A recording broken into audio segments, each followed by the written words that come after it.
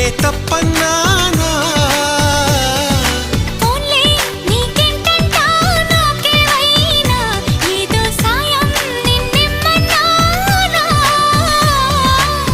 వలపంటే నిప్పు లాంటిది కలకాలం దాచలేనిది సలహా విని ఒప్పుకోవే ఇక